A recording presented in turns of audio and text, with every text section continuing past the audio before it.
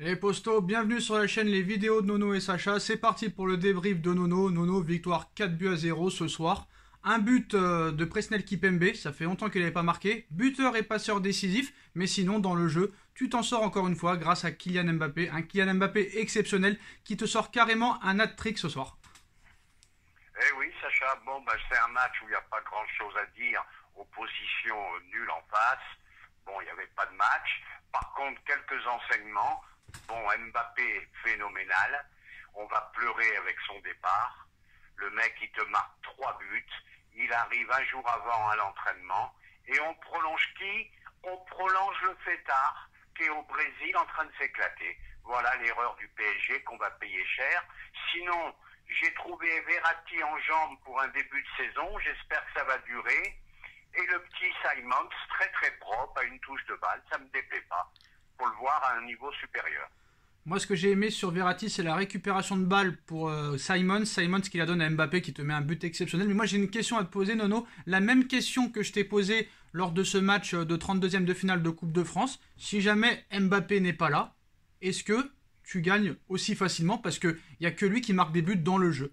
Le premier but de Kimpembe, Voilà c'est sur coup de pied arrêté. Voilà. Et ben voilà le problème. Le problème, c'est que tu n'as pas de joueur qui peut marquer au PSG. C'est le gros souci. Et comme je te dis, on va pleurer les larmes de notre corps parce que c'est une grosse perte. C'est une grosse perte et j'ai un peu la haine ce soir qu'on ne garde pas ce phénomène. Ça va être très difficile à trouver l'équivalent. Alors par contre, moi, je vais leur donner un conseil. Ce monstre qui est rentré là, 16 ans, El Shaddai Bichabou, 1m96, 95 kg. Alors je peux te dire que déjà, sur la demi-heure qu'il a fait quand il a remplacé Kerrer, déjà je peux te dire que Kerrer, il a pas son niveau déjà. Lui est plus rassurant que Kerrer déjà. Je te le dis, j'ai pas peur de le dire. Je suis d'accord avec toi. Moi, les jeunes m'ont pas déplu. Je te dis et je me répète, le petit Simon très propre. Les autres, pas mal. Bon, il faut les voir à un niveau supérieur. C'est toujours Même, pareil. même Ismaël Garbi, techniquement, c'est pas plus catastrophique qu'un Wijnaldum ce soir, qui a été inexistant encore une fois. Oui, ça c'est Wijnaldum, j'arrive pas à me l'expliquer. Oui, il y a une petite... il y a vraiment des jeunes, plein d'avenir. C'est pour ça qu'en championnat, avec l'avance qu'on a, on devrait les faire jouer plus souvent pour voir ce qu'ils valent au niveau supérieur. N'oublions pas que c'était que Van quand même. Par contre, il y a quand même un petit problème, Nono, c'est que ce soir encore, comme le match contre cette équipe de 5ème division il y a un mois, tu gagnais 3-0 à l'époque, 2 buts d'Mbappé. Ce soir, tu gagnes 4-0, mais 3 buts d'Mbappé. Bon, on va pas se répéter. Il y a un PSG avec Mbappé et un PSG sans Mbappé. Quand tu vois la première mi-temps, quand même, t'as envie de dormir en première mi-temps. On va pas se mentir, t'as envie de dormir. Ce but de Kimpembe te réveille un peu, mais t'as qu'une envie, c'est d'éteindre la télé et d'aller voir un film ou je ne sais pas quoi. Mais heureusement qu'après, t'as le Mbappé qui se réveille, parce qu'en plus de ça, il n'y a pas vraiment de vrais ailiers sur le côté, mais comment tu vas faire pour essayer d'élever ton niveau de jeu avant le match contre le Real Madrid? Ça risque vraiment d'être compliqué, surtout avec une équipe aussi décimée, t'as jamais ton effectif au complet, ça risque d'être compliqué quand même si on n'a pas un Real non plus exceptionnel. Je dois reconnaître que c'était pas un match très très motivant. Ils ont joué au petit trot. Bon, mais à côté de ça, je suis content d'avoir vu les jeunes ce soir. Je suis content d'avoir vu les jeunes et j'espère qu'il va les mettre dans des matchs qui seront pas trop difficiles. J'espère qu'il va les mettre pour qu'on voie ce qu'ils valent au niveau supérieur. Mais maintenant, je te dis, je change même d'avis.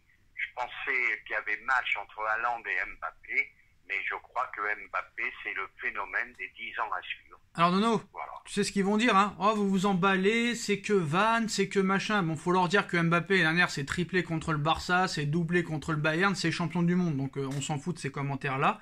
Donc... Je m'enflamme pas. Je t'interromps, Sacha, je m'enflamme pas. Mais c'est un phénomène, ce mec. D'ailleurs, Mbappé a parlé, ce qu'on peut me souhaiter pour 2022, la santé, le bonheur et plein de titres avec le Paris Saint-Germain et l'équipe de France.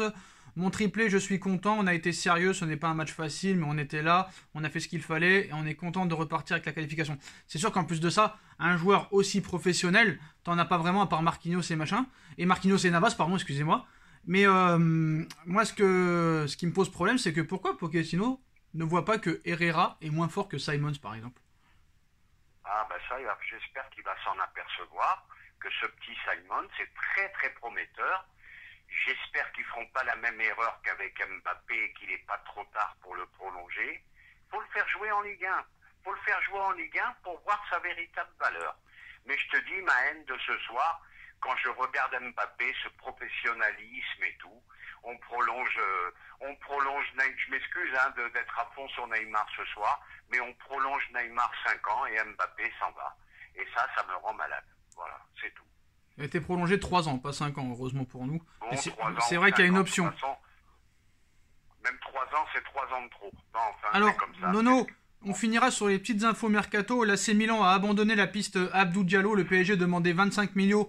25 millions, c'est trop énorme pour le club italien. Il y a des discussions apparemment entre la Juventus et le Paris Saint-Germain, mais rien de profond pour l'instant. Mais bon, c'est que le début du mercato. Et Ousmane Dembélé serait une vraie alternative pour cet été. Après, à voir si ça peut se faire. Hein. Le PSG suit avec attention l'évolution du dossier Ousmane Dembélé au FC Barcelone dans l'optique de le recruter cet été dans le cadre d'un transfert libre. Pour l'instant, il veut rester au Barça seulement si ses conditions sont acceptées, mais pas d'avancée pour l'heure. Donc, qu'est-ce que tu penses de toutes ces infos? Diallo, Dembélé, Icardi? On revient toujours en arrière sur les choses qu'on a dites lors des dernières vidéos. On a un effectif qui est invendable. Voilà, c'est tout. C'est tout. On a un effectif invendable de par les erreurs de Leonardo et de plus haut peut-être. Quant à Dembélé, vu que Mbappé va partir, faites-le venir qu'on essaye. Si le mec il décide d'être sérieux, ça peut être quand même une bonne alternative. Ouais, mais le problème c'est que même si tu veux être sérieux, tu ne peux pas te battre contre tes problèmes physiques. On se rappelle de Diaby, on se rappelle de Gourcuff. Tu vois qu'on veut faire un Pogba. Pogba, ça fait 2 mois qu'il n'a pas joué quand même. Hein. Faut être sérieux à un moment donné, non? Ben oui, je sais, mais on est bloqué. On est bloqué par toutes ces erreurs de recrutement. On est bloqué. Ça veut dire qu'on va ramener un Dembélé pour remplacer Mbappé. Dembélé qui est plus à l'infirmerie et qui a plus de problèmes extrasportifs qu'on parle lui de football. On va amener un mec comme Paul Pogba qu'on n'a pas vu sur le terrain depuis 2 mois et demi et qui va être comme Neymar, comme Icardi, tout ça. L'année prochaine, je vais vous le dire, l'année prochaine, quand Mbappé va s'en aller, ça risque d'être la bérésina totale. Hein. L'effondrement. L'effondrement. Il y a tout un système de jeu à reconstruire.